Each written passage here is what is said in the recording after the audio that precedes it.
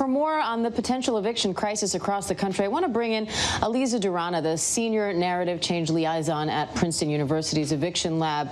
Thanks so much for being here. Can you just walk us through what happens if this moratorium expires?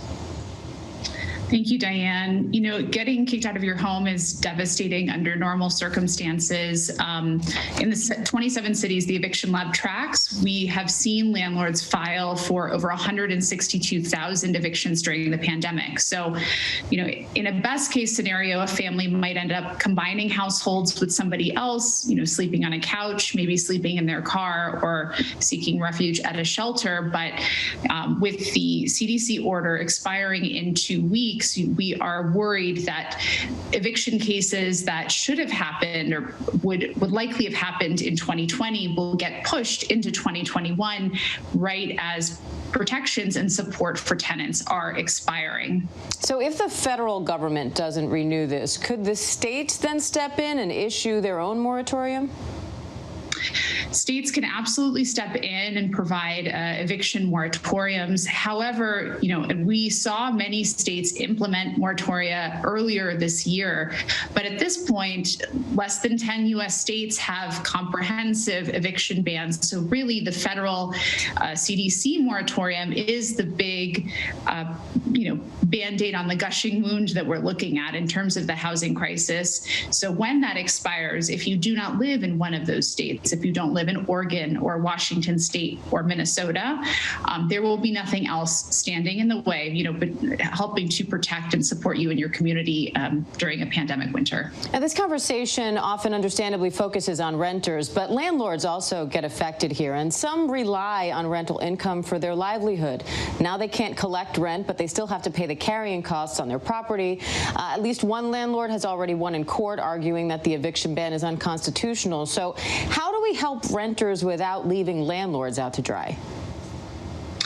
Absolutely. I think that you're making an important point. At this critical juncture in American history, nobody should go without a place to call home or shelter. So that includes both tenants and landlords. You know, we're very actively watching the current congressional talks of a new stimulus plan. But really, you know, we saw earlier this year that sending people cash does work. We saw that the rent eats first, we often say at the Eviction Lab. People have prioritized paying rent over paying for other necessities over the cost of this year. And we've started to see families fall behind in the absence of additional stimulus checks. So tenants were able to stay current for a lot of the first half of the year. But since September, we've seen increased eviction filings and for higher amounts of money. So in an average year, a Houston tenant might be evicted for $1,000, which is about a month's rent, but now Houston tenants are facing eviction for an average of $2,000. Do you expect to see more cases like that recent one play out in court if these eviction bans continue without some kind of extra relief?